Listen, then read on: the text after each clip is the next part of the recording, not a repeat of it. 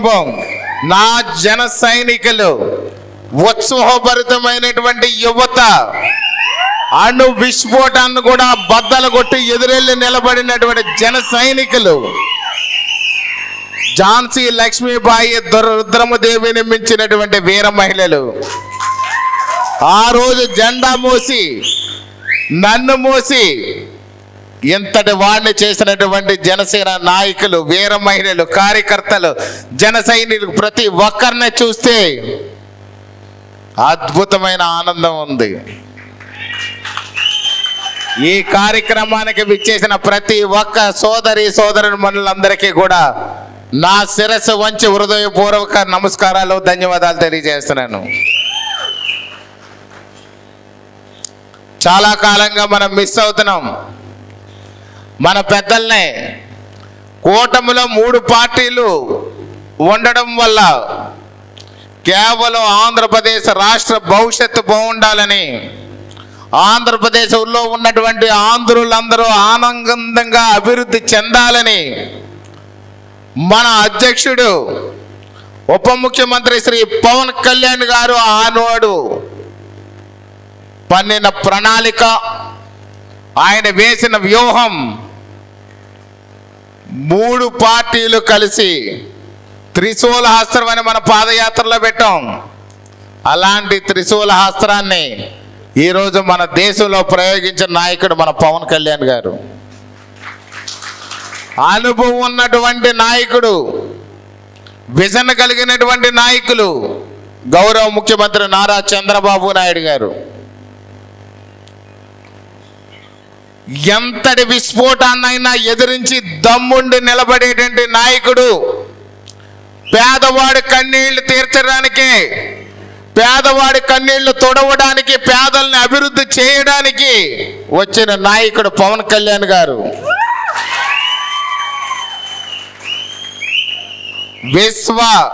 విశ్వ గురువుగా పేరుగాంచినటువంటి మోడీ గారు. ముగ్గురు కలయిక అద్భుతంగా ఉండాలని, ఆంధ్రప్రదేశ్కి అనుభవజ్ఞుడైనటువంటి నాయకుడు ఒకడు కావాలంటే అది చంద్రబాబు నాయుడు గారని, కేంద్రం నుంచి నిధులు పుష్కలంగా వచ్చి ఆ కేంద్రం నుంచి పూర్తి స్థాయిలో సపోర్ట్ మన రాష్ట్రానికి ఇచ్చి అభివృద్ధి చేయడానికి బీజేపీలో ఉన్నటువంటి మోడీ గారు, బీజేపీ గవర్నమెంట్ కలవాలని, తనని తాను తగ్గించుకున్నవాడు హెచ్చింపబడతాడనే ఒక మంచి వాక్యాన్ని ఆయన పరిగణలోకి తీసుకొని పవన్ కళ్యాణ్ గారు ఆయన ముఖ్యమంత్రి కావాలని మనందరి కోరిక అయినప్పటికీ కూడా తనని తాను తగ్గించుకొని మనకి తక్కువ సీట్లు వచ్చినా పర్వాలేదు, కేవలం ఆంధ్రప్రదేశ్లో ఉన్నటువంటి ప్రజలు మాత్రం బాధలు పడకూడదు, కష్టాలు పడకూడదు, నరకప్రాయంలో విధ్వంసానికి గురయ్యి సర్వనాశనం అయిపోతున్న ఈ ప్రజలందరూ కూడా అభివృద్ధి చెందాలి అని ఏకైక సంకల్పంతో ఆ రోజు 3 పార్టీలు కలిపి ఎలక్షన్కి వెళ్ళే విధంగా ఆనాడు చర్యలు తీసుకున్నారు. అందులో భాగంగా మన నాయకులకి ఎక్కడ వేదిక మీద ఏ మీటింగ్ పెట్టినా స్థానం దొరకట్లేదు. నాకు కూడా చాలా బాధ అనిపిస్తూ ఉంటుంది. ఒక్కొక్కసారి జిల్లా స్థాయి నాయకులు ఉన్నారు మన నియోజకవర్గంలో, మండల స్థాయి నాయకులు ఉన్నారు, నియోజకవర్గ స్థాయి నాయకులు ఉన్నారు. అద్భుతంగా కష్టపడి జెండా మోసి కష్టాన్ని సైతం సంతోషంగా తీసుకొని ఆ రోజు పార్టీ గెలవడానికి నిరంతరం శ్రమించినటువంటి జన సైనికులు ఉన్నారు. కానీ కొన్ని సందర్భాల్లో అవకాశం ఉన్నప్పటికీ కూడా మనం అక్కడ కూర్చోబెట్టడానికి ఇబ్బందిగా మారినటువంటి పరిస్థితులు ఉన్నాయి. అందులో మన కార్యకర్తలు ఇంకా అర్థం చేసుకుంటున్నారు, మన నాయకులు అర్థం చేసుకుంటున్నారు. కానీ నా మనసు మాత్రం ఆ టైంలో గుండెని మాత్రం మామూలు బర్నింగ్ కాదు, గుండెని రగిల్చేస్తుంది. అయినప్పటికీ కూటమి కట్టుబడి ఉండాలి. ఆంధ్రప్రదేశ్ ప్రజల కోసం పవన్ కళ్యాణ్ గారిని తీసుకున్న నిర్ణయానికి కట్టుబడి ఉండాలి. మన గౌరవం తర్వాత చూసుకుందాం. 3 పార్టీల కలయిక బాగుండాలి, కూటమి బాగుండాలి. కూటమి బాగుంటేనే ఆంధ్రప్రదేశ్ ప్రజలు బాగుంటారని మనకు చెప్పినటువంటి పవన్ కళ్యాణ్ గారి మాటలు గుర్తు చేసుకొని తలొక్కుతున్నాం. కాబట్టి ప్రతి ఒక్కరికి నేను మరొకసారి మిమ్మల్ని అందరినీ కూడా వినయపూర్వకంగా అర్జించేది ఏంటంటే కొన్నిసార్లు మనకు అవమానం జరిగినప్పటికి కూడా ఆంధ్రప్రదేశ్ ప్రజలందరికీ న్యాయం జరుగుతుంది. ఆంధ్రప్రదేశ్ ప్రజలందరూ కూడా అభివృద్ధి చెందుతున్నారు. ఆంధ్రులందరూ కూడా సంతోషిస్తున్నారు. నిన్నటిదాకా అమరావతి లేనిది ఈవేళ అమరావతి వస్తుంది.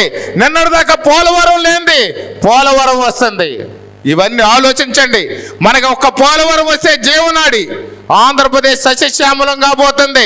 ఒక అమరావతి అయితే ఇప్పుడు తండ్రి లేని బిడ్డలా మారిపోయినటువంటి మన జీవితానికి ఆంధ్రప్రదేశ్ రాజధాని అమరావతి కాబోతుంది. ఇదంతా కూడా మనం చేస్తున్నటువంటి త్యాగ ఫలితం అని చెప్పి మీరందరూ సంతోషంగా త్యాగాలకు సిద్ధంగా ఉండాలి తప్ప మనసులో మరొక భావం పెట్టుకోవద్దని పవన్ కళ్యాణ్ గారి తరఫున మిమ్మల్ని అందరినీ కూడా కోరుతున్నాను. అదేవిధంగా చూస్తే పవన్ కళ్యాణ్ గారి వ్యూహం ఎప్పుడు ఎవరికి అర్థం కాదు. అపోహలకు తావు తీస్తూ ఉండదు. ఒక్కొక్కసారి జన సైనికులు వీర మహిళలు మాత్రం మొట్టమొదటి నుంచి అర్థం చేసుకుంటానే ఉన్నారు. ఖచ్చితంగా మనందరికీ తెలుసు, మన జన సైనికులుగా ఆయన ఏ నిర్ణయం తీసుకున్నా ఆంధ్రప్రదేశ్ అభివృద్ధి కోసమే తీసుకుంటారని మనందరికీ తెలుసు. కానీ ఒక్కొక్కసారి ఆయన వ్యూహం మనకు అర్థం కాక కన్ఫ్యూజ్లోకి నెట్టేస్తూ ఉంటుంది. ఎవరినో ఎక్కడో సస్పెండ్ చేస్తే కొంతమంది రియాక్ట్ అవుతుంటారు. దానికి కారణాలు వారికి తెలుస్తాయి, మనకు తెలియదు. మనకు కనిపించే కొన్ని ఉంటాయి, వారికి కనిపించే కొన్ని ఉంటాయి. ప్రతి ఒక్క ఇన్ఛార్జ్ గురించి, ప్రతి ఒక్క ఎమ్మెల్యే గురించి, ప్రతి ఒక్క సీనియర్ నాయకుడి గురించి నిరంతరం ఆయన దగ్గర ఇన్ఫర్మేషన్ ఉంటానే ఉంటుంది. ఈవేళ బలరామకృష్ణ ఏం చేస్తున్నాడు? బలరామకృష్ణ సతీమణి ఎక్కడ ఉంది? రాజనగరం నియోజకవర్గాల్లో 3 మండల కన్వీనర్లు ఎక్కడ వర్క్ చేస్తున్నారు? జిల్లా కార్యదర్శులు ఎక్కడ వర్క్ చేస్తున్నారు?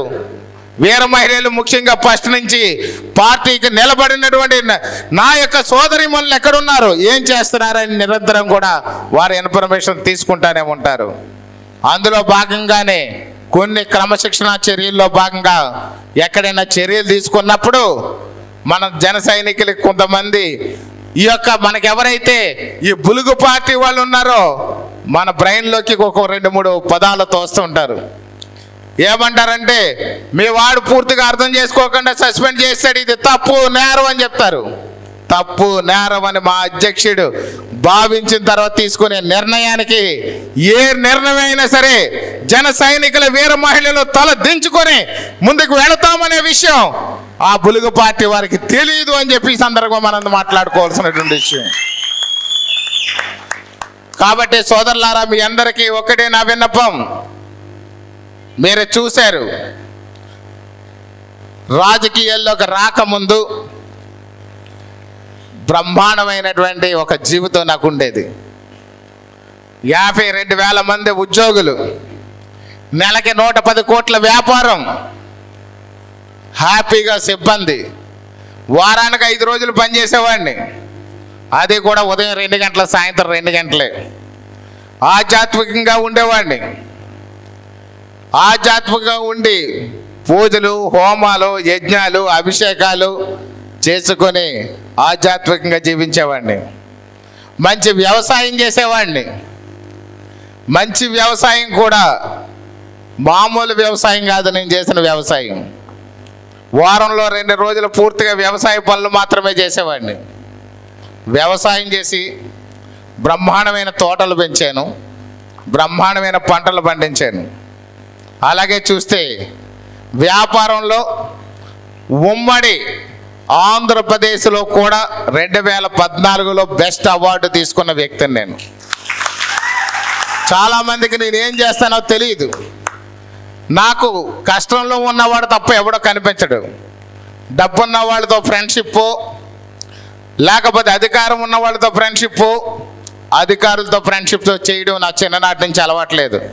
పేదవాడు ఎక్కడున్నాడో, కష్టాల్లో ఉన్నవాడు ఎక్కడున్నాడో, బాధల్లో ఉన్న కుటుంబం ఎక్కడుంది, ఎవరికి సాయం చేస్తే ఇది ఆ సాయం ద్వారా కుటుంబం ఆనందిస్తుంది, అది ఒక పుణ్యం అని చెప్పి భావిస్తూ పుణ్యకార్యాలు, ధర్మకార్యాలు చేసుకుంటూ మంచి వ్యాపారం చేసుకుంటూ కోట్ల రూపాయలు గడిస్తూ ఒక భార్య, 2 పిల్లలు, సంసారం, కుటుంబం, హాయిగా దేవస్థానాలు, పొలాలు, ఆవులు అనుకుంటా ఉన్న నేను ఆంధ్రప్రదేశ్ రాష్ట్రంలో అల్లాడిపోతున్న ప్రజలు చూసి పవన్ కళ్యాణ్ గారు పెట్టిన పార్టీని చూశాను. ఎక్కడికి వచ్చేసరికి రాజానగరం నియోజకవర్గంలో దుర్మార్గాలు, దౌర్జన్యాలు, బ్లేడ్ బ్యాచ్లు, గంజాయి బ్యాచ్లు, భూ కబ్జాలు, స్థల కబ్జాలు, క్రికెట్ బ్యాటింగ్లు, ప్యాకెట్ కప్పులు, బెదిరింపులు, రౌడీయిజం, గోడాయిజంతో పెచ్చుమీరిపోయి ప్రజలందరూ అన్యాయం అయిపోతే మాధవ సేవ చేసిన దానికంటే మానవ సేవ చేస్తే నా ప్రాంత ప్రజలు సంతోషంగా ఉంటారు, సుఖంగా ఉంటారు, అభివృద్ధి చెందుతారు, ఆనందిస్తారు. అందువల్ల మనం మానవ సేవ చేద్దాము, మానవ సేవ చెయ్యాలి అని తలంపు వచ్చినప్పుడు జన సైనికులందరూ కూడా మీరు మా పార్టీలోకి వచ్చి సేవ చేయాలని చెప్పి ఒక మాట అడిగితే మళ్ళీ తిరిగి మాట చెప్పకుండా పదవుల మీద వ్యామోహం లేదు, ఎక్కడో పేరు ప్రఖ్యాతులు పెంచుకోవాలన్న ఆశ లేదు. అప్పటికే నాకున్న పేరే చాలా ఎక్కువని నేను భావించాను. ఆధ్యాత్మిక రంగంలో ఎంతో మంది గౌరవించేవారు, పూజించేవారు, అభిమానించేవారు. వ్యాపార రంగంలో ఎంతో గౌరవ మర్యాదలతో ఉండేవాడిని. డబ్బుకి లోటు లేదు, సంతోషానికి లోటు లేదు. హ్యాపీగా ఉంటున్న రోజుల్లో ప్రజల కష్టాల కోసం చూసి, ప్రజల కష్టాలు, పార్టీ కష్టాలు, ఇక్కడ ఉన్న పరిస్థితులను ఆలోచించి పార్టీలోకి వచ్చాను. ఆ రోజు నేను వచ్చేసరికి నాకు ఏ విధమైన పదవితోని రాలేదు, ఎలాంటి రికమెండేషన్ లేదు. మా బాబులు, తాతలు ఎవడో రాజకీయాల్లో లేరు, మా తండ్రులు లేరు, నా తండ్రి రాజకీయాల్లో లేడు, పవన్ కళ్యాణ్ గారి తండ్రి అసలు రాజకీయాల్లో లేరు. ఎవరిదో పేరు చెప్పుకొని నేను పవన్ కళ్యాణ్ గారి రాజకీయాల్లోకి రాలేదు. కేవలం ప్రజల కోసం వచ్చాం, ప్రజలకు సేవ చేయడానికి వచ్చాం. ఆయనకు అద్భుతంగా 100 కోట్ల రూపాయలు పారితోషికంతో ఆయన బ్రహ్మాండమైన సినిమాలు తీసుకుని రాజభోగాలు అనిపించే మహానాయకుడు. అలాంటి మహానాయకుడికి ఈవేళ ఎన్ని ఇబ్బందులు వచ్చినా భార్యను తిట్టించుకొని, తల్లిని తిట్టించుకొని, బిడ్డలను తిట్టించుకొని, ఆయన్ని తిట్టించుకొని కేవలం రాజకీయాలు చేస్తున్నారు అని అంటే పవన్ కళ్యాణ్ గారు ఒక్క ఆంధ్రప్రదేశ్ ప్రజల కోసం, పేద ప్రజల కోసం, పేద ప్రజల కన్నీళ్లు తొడవడం కోసం మాత్రమే ఆయన రాజకీయాల్లోకి వచ్చారు. అలాగే చూస్తే అక్కడ ఉన్నటువంటి మన పార్టీ అధ్యక్షులు పవన్ కళ్యాణ్ గారు పేదల కోసం, పేదల కన్నీళ్లు తొడవడానికి కోసం వస్తే రాజానగరం నియోజకవర్గంలో అదే బాటలో వారి అడుగుజాడల్లో నడుస్తూ వారి ఆశయ సాధనలో బత్తుల బలరామకృష్ణ కుటుంబం కూడా వచ్చింది. కానీ నాకంటే ముందు 10 ఏళ్ళ ముందు మీరందరూ పార్టీలోకి వచ్చారు.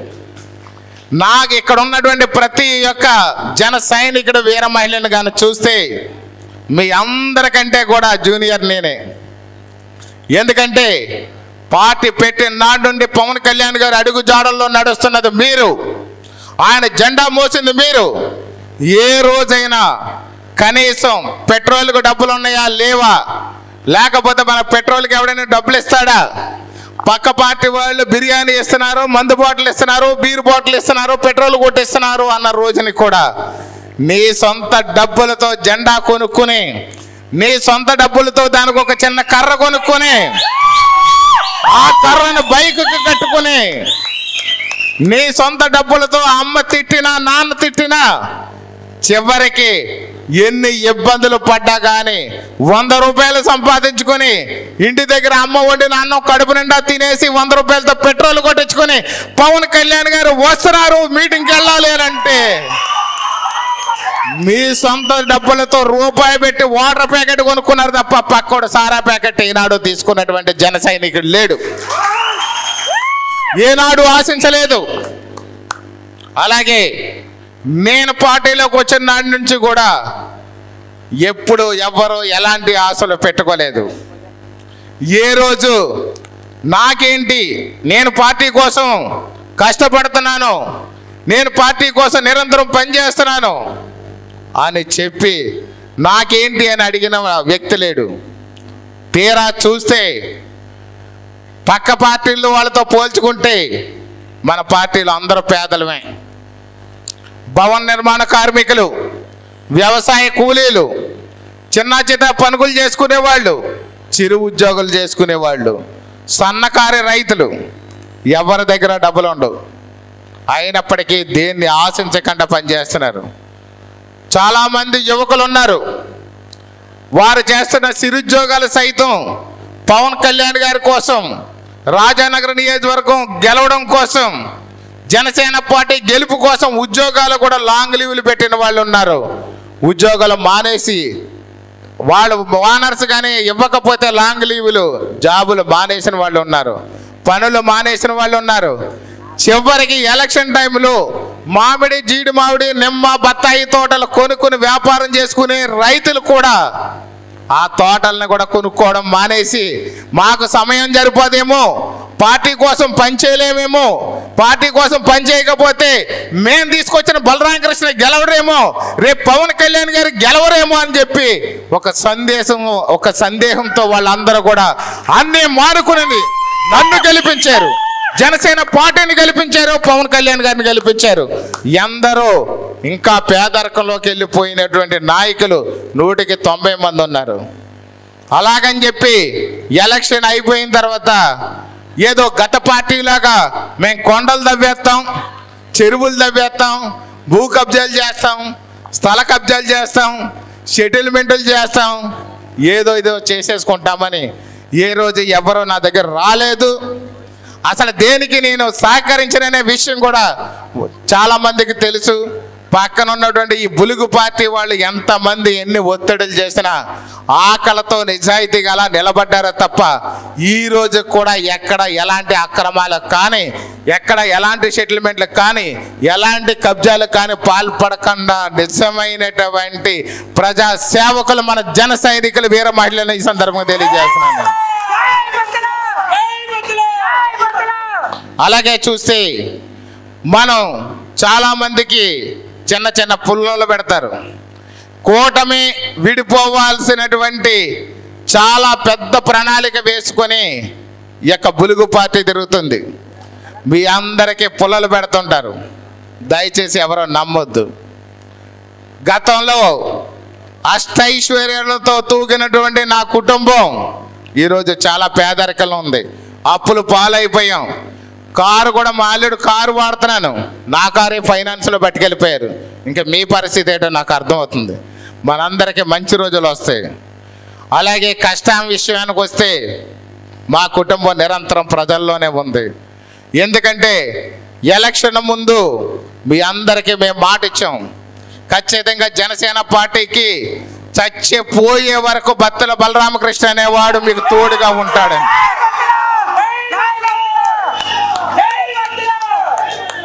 నేను పదవుల కోసం రాలేదు, నాకు పదవి అనేది ముఖ్యం కాదు, కేవలం నా కమిట్మెంటే నాకు ముఖ్యం. పదవి అనేది ఈరోజు ఉండొచ్చు, రేపు లేకపోవచ్చు. అసలు పదవి రాకపోయినా నేనేమి బాధపడేవాడిని కాదు. కానీ ప్రజాసేవ ముఖ్యం, ప్రజలకు ఇచ్చిన మాట ముఖ్యం. రాజానగరం నియోజకవర్గ ప్రజలకు ఇచ్చినటువంటి మాట నిలబెట్టుకోవాలని తప్పన ముఖ్యం అని చెప్పి భావించాం. కాబట్టి ఎలక్షన్లో నేను చూస్తే మీరు చాలామంది అబ్జర్వ్ చేసి ఉంటారు, రోజుకి 6-7 గంటలు మాత్రమే ఎలక్షన్ ముందు పనిచేశాను నేను. కానీ ఈ వేళ చూస్తే 16 గంటలు పనిచేస్తున్నాను. అందరూ ఎలక్షన్ ముందు ఎక్కువ సమయం పనిచేసి ఎలక్షన్ తర్వాత వాళ్ళు జాలీగా గడుపుతారు. నేను ఎప్పుడైనా గడిచినటువంటి 13 నెలల్లో బలరామకృష్ణ గారు వ్యక్తిగతంగా క్యాంపులో ఉన్నారు, 3 రోజులు సెలవులో ఉన్నారని ఎప్పుడైనా ఎవరైనా గమనించారా? నా జీవితంలో నేను మళ్ళీ ఒక్కసారి గెలిచిన తర్వాత ఏ రోజు వ్యక్తిగత పనులకు వెళ్ళలేదు, ఆధ్యాత్మిక కార్యక్రమాలకు హాజరు కాలేదు, వ్యవసాయాలు ఏమైపోతుందో చూడలేదు. వెళ్ళి నా పొలాల్లోకి వెళ్ళి మీరు చూడండి, నా పంటలు ఎండిపోయినాయి, తోటలన్నీ కూడా ఎండిపోయినాయి. అయినా సరే భరిస్తున్నాను. నాకు ఆధ్యాత్మికంగా 54 గుళ్ళు నిర్మించాను, ఒక్కరోజు కూడా గుడిని పరిశీలించడానికి సమయం లేదు. అలాగే చూస్తే నిరంతరం ఎప్పుడు కూడా ప్రజల్లోకి ఉంటే ఇంటి దగ్గర ఉన్నాం, లేకపోతే ఆఫీసులో ఉన్నాం, లేదా నియోజకవర్గంలో ఉన్నాం. తప్పితే అమరావతిలో ఉన్నాం తప్ప వ్యక్తిగతమైన పనులు లేవు. రాత్రి జాలుమూడి నుంచి 1 గంటకి ఒక మహిళ కాల్ చేసి కరెంటు లేక దోమలు కొడతాయి, మేము బాధపడుతున్నామని అంటే అప్పుడు కూడా 1 గంట సమయంలో ఆ ఫోన్ లిఫ్ట్ చేసి సంబంధిత అధికారులందరితో మాట్లాడి 2వ బదులు కాడ కరెంట్ ఇప్పించినటువంటి చరిత్ర కలిగినటువంటి ఎమ్మెల్యే నేను. మీరు కావాలంటే అడగండి, రాత్రి ఫోన్ చేసిన వాళ్ళని అడగండి. జాలిముడి గ్రామం, సీతానగరం మండలం. అంటే ఒక మహిళకి గుర్తొచ్చింది, మా అన్న బలరామకృష్ణ ఉన్నాడు, ఎమ్మెల్యేగా కాకుండా కష్టం చెప్తే వింటాడని ఆ మహిళకి గుర్తు రావడమే నాకు సంతోషంగా భావించాను. నేను భావించి అర్ధరాత్రి ఎక్కడ ఆ సమస్యను పరిష్కరించి. అలాగే చూస్తే ఎక్కడ కష్టం వచ్చినా, ఎక్కడ ఆపద వచ్చి మరణిస్తున్నా, ఈరోజు కూడా మన అప్పుల్లో ఉన్న, ఆస్తులు అమ్ముకున్న మీ అందరికీ తెలుసు, ఇక్కడ ఉన్న ప్రతి ఒక్కరికి తెలుసు. 30 ఎకరాల పైన అమ్మేసాను రాజకీయాల్లోకి వచ్చిన తర్వాత. ఇళ్ళు ఒళ్ళు అన్ని తాకట్లు పెట్టుకుంటే ఉన్నాం. అయినప్పటికీ కూడా ఎక్కడ ఏ కష్టం వచ్చినా అప్పు చేసైనా సరే ఆ ఇంటికి వెళ్ళి ₹1,00,000 సాయం ఇచ్చే వరకు మనసు అంగీకరించట్లేదు. ఎందుకోసం అనంటే ఆ రోజు కమిట్మెంట్ ఉన్నాం. అలాగే చూస్తే మనం ఇలా చెప్పుకుంటూ పోతే మనం చాలా కష్టాల్లో ఉన్నప్పటికి కూడా పవన్ కళ్యాణ్ గారి ఆశీస్ సాధనలో మనందరం కలిసికట్టుగా ముందుకెళ్దామని మీ అందరికీ తెలియజేస్తున్నాను. అలాగే చూస్తే నా శ్రీమతి బత్తల వెంకటలక్ష్మి గారు, నాకు చాలా బాధ వేస్తుంది ఆవిడ చూస్తే. 25 ఏళ్ల కాలం పాటు గృహిణిగా ఉంది ఆవిడ. అసలు ఈ బయట ప్రపంచానికి ఆవిడ తెలియదు. గుడిలో కార్యక్రమాలకు వెళ్ళేది తప్పితే ఇంట్లో ఉండేది. అలాంటి వ్యక్తి రాజకీయాల్ని ఒక ఛాలెంజ్గా తీసుకుని పార్టీలోకి వచ్చాము. ప్రజలందరికీ మనం మాట ఇస్తున్నాము, ఈ మాటను నిలబెట్టుకోవాలని చెప్పి నిరంతరం ఆలోచిస్తూ ఉంటుంది. అలా ఆలోచిస్తూ ఎలక్షన్లో ఓట్లు అడిగి ప్రతి ఒక్కరిని కూడా ఓటేయండి అమ్మా, మీ కుటుంబానికి మేము అండగా ఉంటామని చెప్పాము. ఆ మాట నిలబెట్టుకోకుండా ఎక్కడైనా ఏ రోజైనా పొరపాటు జరుగుద్దేమో అని చెప్పి తనకి సర్జరీ అయితే కూడా ఒక్కరోజు కూడా ఇంట్లో లేదా. సర్జరీ అయిన వారం 10 రోజుల్లోనే ఏవైనా పర్వాలేదని చెప్పి తిరిగేయడం మొదలుపెట్టింది. ఇప్పటికి కూడా తన ఆరోగ్యం కుదురుపడలేదు. ఈ రోజుకి కానీ చూసినట్లయితే 22 కేజీలు బరువు తగ్గిపోయింది ఆవిడ. అయినప్పటికి కూడా ఏ రోజు విడిచిపెట్టకుండా ప్రతిరోజు కూడా ప్రజల్లోనే ఉంటుంది ఆవిడ. ఏదో రాబోయే రోజుల్లో రాజకీయం శాసించేయాలని కాదు, ప్రజాసేవ కోసం ఇచ్చిన మాట ఎక్కడైనా మిస్ అవుద్దేమో అని చెప్పేసి భయపడుతూ తిరగొద్ది. గతంలో మనం చూసినట్లయితే ఇక్కడ ముఖ్యమంత్రి సహాయ నిధి నుంచి చెక్కులు ఏమైనా వస్తే నెలకు 4-5 వస్తే వాళ్ళందరూ వెళ్ళి ఎమ్మెల్యే గారి ఇంటి దగ్గర చేతులు కట్టుకొని ఉదయం వెళ్ళి మధ్యాహ్నం దాకా నిలబడితే ఆ రోజు చెక్కులు ఇచ్చేవారు. అలాంటిది ఈవేళ మనం చూస్తే 427 కుటుంబాలకి మనం 3,80,00,000 రూపాయలని ప్రతి ఇంటికి వెళ్ళిచ్చాం. ప్రతి ఇంటికి వెళ్ళి స్వయంగా పలకరించి ఓదార్చి, అమ్మా ముఖ్యమంత్రి గారు నీ యొక్క కష్టాన్ని, నువ్వు ఖర్చు పెట్టుకున్న దాన్ని నువ్వు భరించలేని నీ సొంత డబ్బులు అప్పు చేసి నువ్వు చిన్న వైద్యం చేసుకున్నావు కాబట్టి ప్రభుత్వం తరఫున, ముఖ్యమంత్రి గారి తరఫున ఈ చెక్ తీసుకొచ్చాను, ఈ చెక్ నీ దగ్గర పెట్టుకో, జాగ్రత్తగా ఉండు అని చెప్పి ధైర్యం చెప్పడానికి ప్రతి కుటుంబంలోని ప్రతి ఇంటికి వెళ్తుంది ఆవిడ.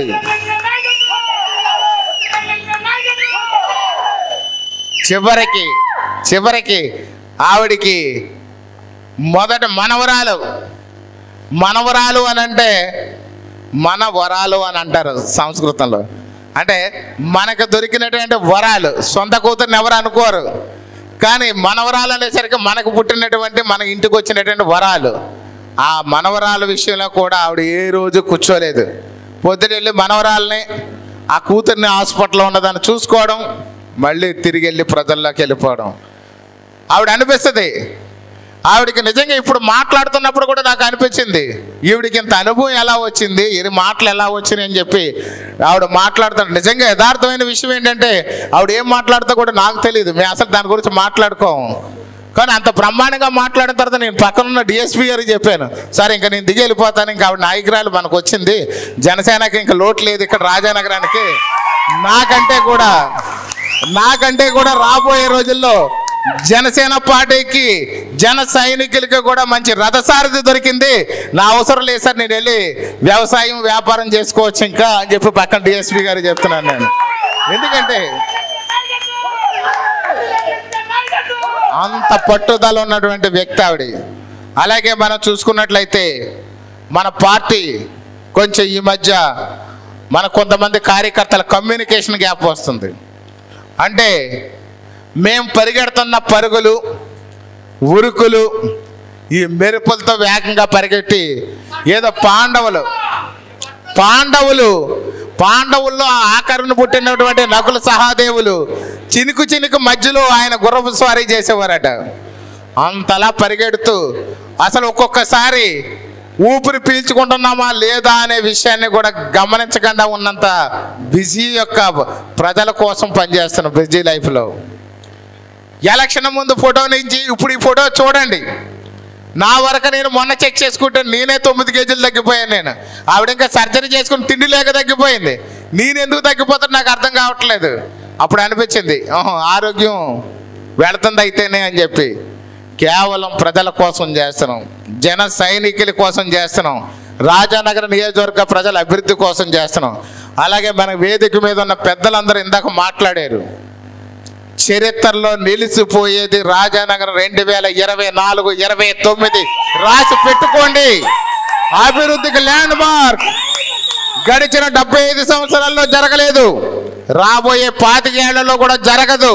అంత అభివృద్ధిని 24-29 మధ్యలో మీ అందరి యొక్క సోదరుడు, మీతోటి జన సైనికుడు బత్తుల బలరామకృష్ణ అనేవాడు అభివృద్ధి చేస్తాడని ఈ సందర్భం తెలియజేస్తున్నాను. నేను ఒక ఎమ్మెల్యేగా కాదు, ఒక జన సైనికుడిగా మాత్రం జీవితకాలం మీ అందరిలోనే స్థిరస్థాయిగా ఉండడం కోసం, మన కుటుంబాలు భావితరాల భవిష్యత్తు కోసం ఆకర్షించి వచ్చాను. మన రాబోయే బిడ్డలందరూ కూడా 25 ఏళ్ళు మంచి అభివృద్ధిని చూడబోతున్నారని చెప్పి ఈ సందర్భంగా తెలియజేస్తున్నాను నేను. అలాగే సంస్థాగతంగా పార్టీని కూడా మనం ముందు తీసుకెళ్లాలనుకుంటున్నాం. గ్రామ కమిటీలు, కొన్ని గ్రామ కమిటీలు వేసాము. ఆ టైంలో ఎలక్షన్ల ముందు, తర్వాత వదిలేసాం. ఈ యొక్క 25వ తేదీ తర్వాత శ్రావణ మాసం వస్తుంది. శూన్య మాసం 3 అన్నీ వెళ్ళిపోతున్నాయి కాబట్టి ఈ శ్రావణ మాసం 25-26లో మొదలవుతుంది. అన్ని చోట్ల ప్రతి గ్రామంలో కూడా మంచి ఉత్సవంతో గ్రామ కమిటీ చేద్దాం. అలాగే గ్రామ కమిటీ వేయడం అని అంటే గతంలో జెండా పట్టుకోవడానికి, కబుర్లు చెప్పడానికి గ్రామ కమిటీ ఉపయోగపడింది. ఈసారి గ్రామ కమిటీ పంచాయతీలోని, సచివాలయాల్లోని, ఆర్ఎస్కేల్లోని గ్రామంలో ప్రజల సంక్షేమం అభివృద్ధి చూడడానికి పూర్తి స్థాయిలో వాళ్ళకి అధికారం ఇస్తాం. స్థానిక అధికారులందరూ కూడా మనం ధర్మబద్ధంగా, న్యాయబద్ధంగా ప్రభుత్వ రూల్ ప్రకారం ఉన్న పనులన్నీ మా యొక్క పార్టీ ప్రెసిడెంట్, గ్రామ కమిటీ వచ్చిందంటే ఖచ్చితంగా చేయాలని ఆర్డర్లు జారీ చేస్తాం. దాని ప్రకారం గ్రామాల్లో వాళ్ళందరూ కూడా పనిచేస్తారు. అలాగే చూస్తే మనం మండల కమిటీలు కూడా వేస్తాం. మళ్ళీ ఈ మండల కమిటీ మండలంలో ఉన్నటువంటి అధికారులందరూ కూడా ఏ అవసరం వచ్చినా MRO office, MDO office, MEO office, ఏ ఆఫీస్ అయినా సరే, డోక్రా లేకపోతే ఎంజీఎన్ఆర్జీఎస్ అన్ని రకాల ఆఫీసులు వాళ్ళు కూడా మండల కమిటీ ఆధ్వర్యంలో పనిచేసే విధంగా న్యాయబద్ధమైన, చట్టబద్ధమైన ప్రభుత్వ రూల్ ప్రకారం చేసే పనులన్నీ తక్షణం చెయ్యాలి అనే ఆదేశాలు జారీ చేస్తాం. అలాగే నియోజకవర్గ స్థాయిలో కూడా ఒక కోర్ కమిటీ వేస్తాం. ప్రతి ఒక్క మండలం నుండి ఒక 25-30 మందిని తీసుకొని నియోజకవర్గ స్థాయి ఒక కోర్ కమిటీ వేసుకుందాం. ఆ కోర్ కమిటీ ద్వారా పూర్తి పరిపాలన అనే దాన్ని సక్రమంగా జరిగే విధంగా మనం ఏర్పాట్లు చేసుకుందాం. ఎందుకంటే చిన్న పని ఉన్నా, పెద్ద పని ఉన్నా, చిన్న ఫోన్ అయినా పెద్ద ఫోన్ అయినా కానీ నా దగ్గరికే రావాల్సి వస్తుంది. మీ గ్రామాల్లో ఉన్న సమస్యలు గ్రామ నాయకులే సరిచేయాలి. మీ గ్రామ నాయకులే అన్ని చక్కబెట్టుకోవాలి. మీ యొక్క గ్రామంలో ఉన్న ప్రజల సమస్యలన్నీ కూడా మీరే తీర్చే రోజు రావాలి. సంవత్సరం గడిచిపోయింది, ప్రొఫెషనల్ పీరియడ్ అయిపోయింది, మనకు అనుభవం వచ్చేసింది. ఇంకా జూనియర్లం కాదు, అందరూ సీనియర్లే ఇప్పుడు. కాబట్టి అలాగే మండల స్థాయి లీడర్స్, ఎవరు లీడరో కాదో కన్ఫ్యూజ్ అయిపోయి ఎవరికి చెయ్యాలి, ఎవరికి చేయకూడదని తెలియక ఆఫీసర్స్లో కూడా ఆందోళన ఉంది. ఎవరి నాయకుడు కాదో తెలియట్లేదు వాళ్ళకి. కాబట్టి ఎప్పుడైతే మనం ఒక కమిటీ ఫామ్ చేసామో ఆ కమిటీలో వాళ్ళు హోదాలో వెళ్ళి అక్కడ ప్రశ్నిస్తారు, ప్రజలకు పని చేపిస్తారు, సేవలు అందిస్తారని చెప్పి సందర్భం తెలియజేస్తున్నాను. అలాగే సమర్థులైనటువంటి వాళ్ళని కూడా జిల్లా స్థాయి కమిటీ, రాష్ట్ర స్థాయి కమిటీలో కూడా మెంబర్లుగా కూడా మనం వేసుకుంటున్నాం. ఖచ్చితంగా ఈ కమిటీలన్నీ కూడా రాబోయేది ఆగస్టు నెల పూర్తయ్యేసరికల్లా 83 గ్రామాల్లో కూడా మన కమిటీలు వేసుకొని, మండల స్థాయిలో కూడా మండల కమిటీలు వేసుకొని, అలాగే కోర్ కమిటీ కూడా వేసుకుని కంప్లీట్ చేసి ఒక మంచి సుపరిపాలన ప్రజలకు అందిద్దామని చెప్పి మీ అందరికీ తెలియజేస్తున్నాను నేను. మరొక విషయం ఏంటంటే, ఇప్పుడు రాబోయేది మళ్ళీ పంచాయతీ లెవెల్ ఎలక్షన్స్ ఉన్నాయి, గ్రామ పంచాయతీల ఎలక్షన్లు, అలాగే చూస్తే ఎంపీటీసీ ఎలక్షన్లు ఉన్నాయి, ఎంపీపీ ఎలక్షన్లు ఉన్నాయి, జడ్పీటీసీ ఎలక్షన్లు ఉన్నాయి. ఈ ఎలక్షన్లో అందరూ కూడా మన వాళ్ళు పార్టిసిపేట్ చేసే వాళ్ళు ఎప్పటి నుంచి కూడా స్పీడ్గా ఉండాలని మిమ్మల్ని అందరినీ కోరుకుంటున్నాను. చాలామంది అపోహ ఉంది, చాలా రోజులు ఉంది కదా అని. మనల్ని మనమే ఉదాహరణగా తీసుకోవాలి. ఎలక్షన్లకి 2 ఏళ్ళు ముందు యుద్ధం మొదలు పెట్టాం. పనికిమాలి సన్నాసులు గాళ్ళు 100ల మీద కేసులు కట్టారు, 100 రకాలుగా వ్యాపార సంస్థలను ఇబ్బంది పెట్టారు, కుటుంబాన్ని ఇబ్బంది పెట్టారు, దొంగలు అన్నారు, చెడ్డోళ్ళు అన్నారు, తాగుబోతులు అన్నారు, తిరుగుబోతులు అన్నారు. ఆ యొక్క వాళ్ళ యొక్క పెట్టినటువంటి మాటలే మనకు ఆశీస్సులుగా మారినాయి. వాళ్ళ విరిచినటువంటి రాయిలు మనకి పువ్వులుగా మారి మనకు తగిలి ప్రజల ఓటర్ల రూపంలో ఆశీర్వచనాలు వచ్చాయి. కాబట్టి ఈ రోజు నుంచి మీరందరూ కూడా ముందుకెళ్ళాలని చెప్పేసి నేను కోరుతున్నాను. ఎందుకంటే అప్పటికప్పుడుకు వస్తే ప్రజల్లో తొందరగా మీలో నుంచి మంచిని గ్రహించలేరు. అలాగే కొన్ని చోట్ల కొంతమంది గ్రామాల్లో ఆ పక్కకి ఈ పక్కకి జంపింగులు చేసి చూస్తున్నారు. ఒకసారి ఆ వేరే పార్టీ వాళ్ళకి సపోర్ట్ చేస్తున్నారు, ఇంకోసారి ఇంకో పార్టీ వాళ్ళకి సపోర్ట్ చేస్తున్నారు. ఎప్పటికైనా చూడండి, మన కుటుంబం అంటే జనసేన పార్టీ. జనసేన పార్టీ కుటుంబ సభ్యులు జనసేన పార్టీకి మాత్రమే సపోర్ట్ చేసుకోవాలి.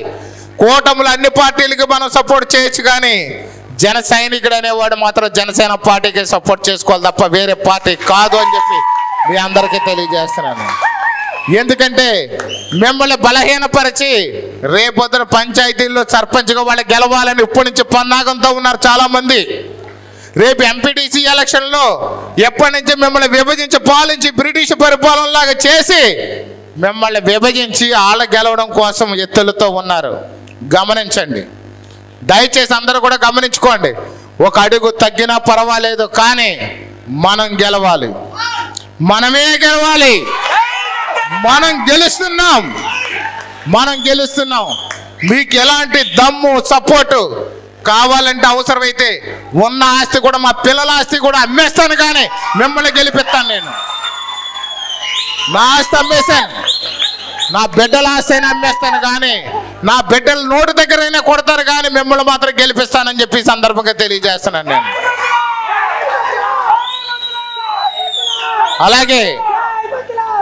అలాగే ఈ యొక్క కొంతమంది పుట్టుకతోనే దుర్మార్గపు దుష్టుల జీవితాలతో పుట్టినటువంటి కొంతమంది నాయకులు ఉంటారు.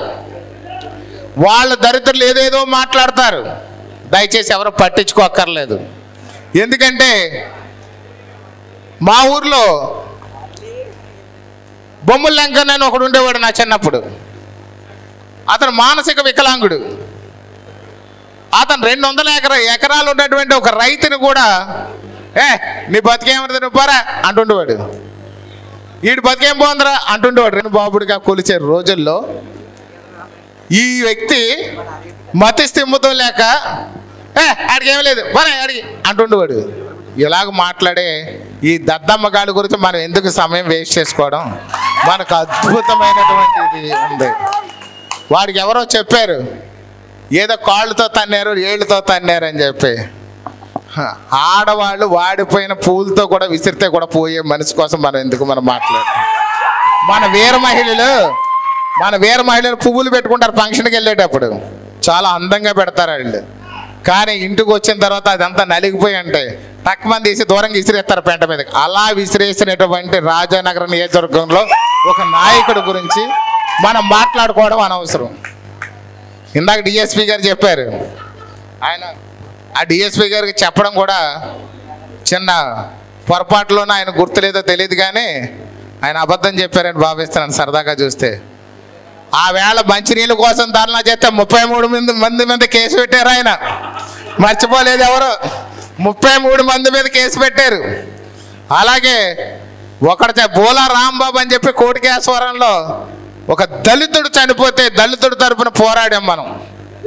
పోరాడితే ఇదే రాజానగరం స్టేషన్లో కూర్చోబెట్టి లోపల కూర్చోబెట్టి ఇదే డిఎస్పీ గారు భోజనం తెప్పించి పెట్టించారు. అది మాత్రం చేశారు, కానీ డ్యూటీ మాత్రం మర్చిపోలేదు ఆయన.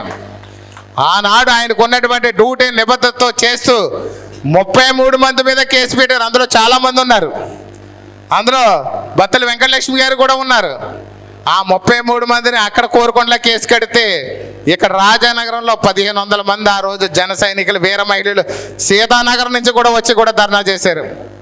కానీ ఆ రోజు బోలా రాంబాబు కుటుంబానికి మనం ₹1,00,000 ఆర్థిక సాయం చేసాం. అలాగే వాళ్ళ దగ్గర నుంచి కూడా మన డబ్బులు వసూలు చేసి ఇచ్చాం.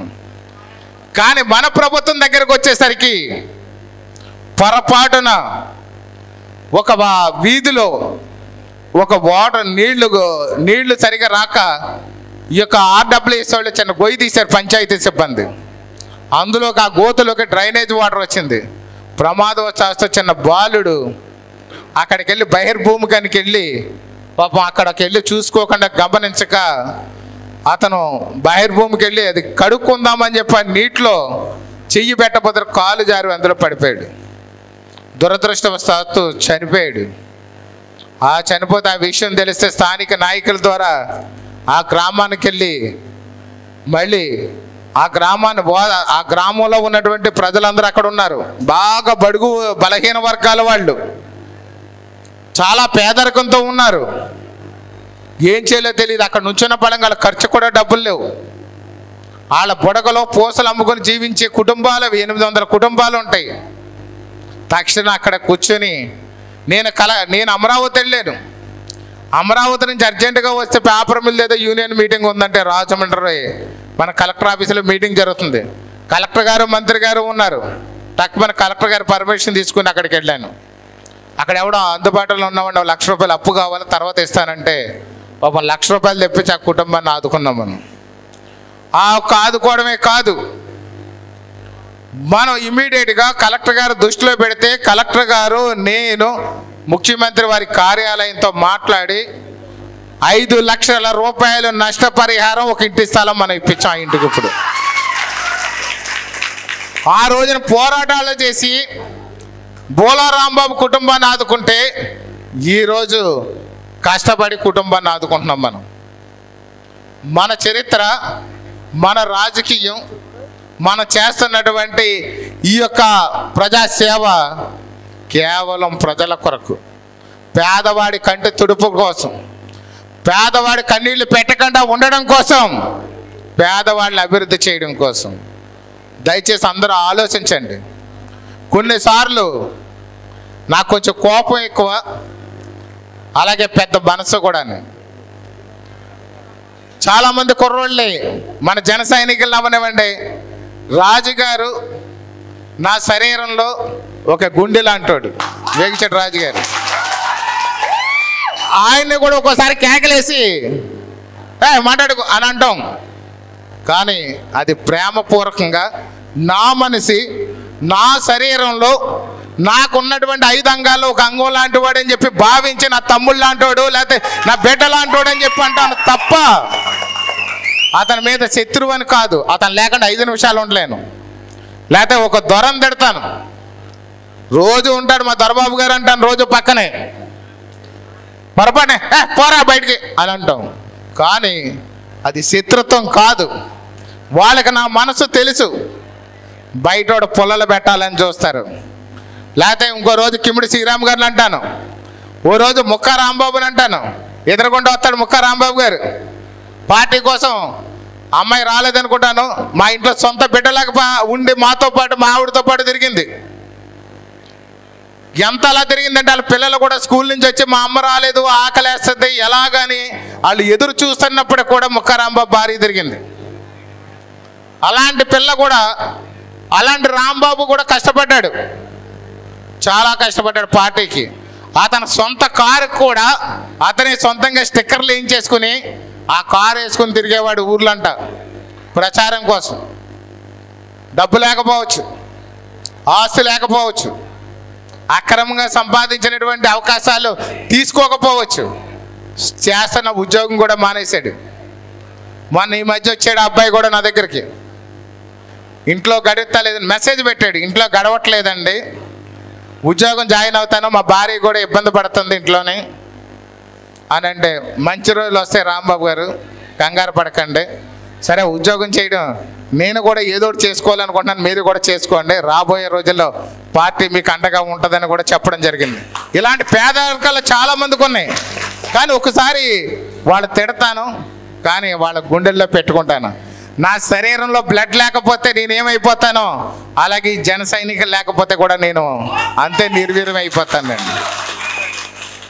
అలాగే చూస్తే అతని కష్టానికి ప్రతిఫలం కూడా అందాలని చెప్పి బీసీ కోటాలో మనకి మార్కెట్ యార్డ్ చైర్మన్ వస్తే అతనికి ఇస్తానని చెప్పి అనౌన్స్ చేసాం. ఈలోపు కూటమిలో భాగంగా చివరి వరకు మనకని చెప్పి నాదెండ్ల మనోహర్ గారు అనౌన్స్ చేసిన తర్వాత కూడా పేరు పంపించాం. అన్నీ అయిపోయిన తర్వాత తెలుగుదేశం వాళ్ళు ఇక్కడ ఎంపీ లేదు, ఎమ్మెల్యే లేదని పట్టుబడితే ఆ విషయం బాధ అనిపించినప్పటికి కూడా వాళ్ళు తీసుకుంటున్నారంటే సరే మంచిదిద్దామని అనుకున్నాను. నేను నాదెండ్ల మనోహర్ గారి దగ్గరికి ఓ రోజు నేను, వేగజట్ రాజు గారు, దొర ఒకసారి వెళ్ళాం, కూడా రాంబాబు గారు కూడా వచ్చాడు. ఆ రాంబాబు వచ్చినప్పుడు సరే ఈయన ముక్క రాంబాబు బీసీ కమ్యూనిటీ పార్టీకి చాలా కష్టపడ్డాడు, మీరు బీసీకి మార్కెట్ యార్డ్ చైర్మన్ అన్నారు, ఇతని డీటెయిల్సే ఇచ్చాను సార్, ఇతని భార్య, వాళ్ళ భార్య కూడా బాగా కష్టపడింది సార్ పార్టీ కోసం. అలాంటి పరిస్థితుల్లో ఈ పోస్ట్ అనౌన్స్ చేశాము, కానీ మళ్ళీ ఇప్పుడు ఇవ్వలేకపోయామని అంటే అవును కదా మొన్న నేనే చెప్పాను, కానీ టీడీపీ వాళ్ళు గట్టిగా పట్టెట్టారు, ఒక మంచి పోస్ట్ మనం ఇద్దామని చెప్పేసి రాంబాబునే పిలిచి కౌగిలించుకుని ఆ రోజుని రాంబాబుకు చెప్పినటువంటి పరిస్థితి నాదెండ్ల మనోహర్ గారిది అని చెప్పి సందర్భం తెలియజేస్తున్నాను. గుర్తుందా మీకు? అలాగే కోరుకొండ మండలంలో రేపు రాబోయే రోజుల్లో 2 మంచి పదవులు మన నియోజకవర్గ స్థాయిలో వస్తున్నాయి.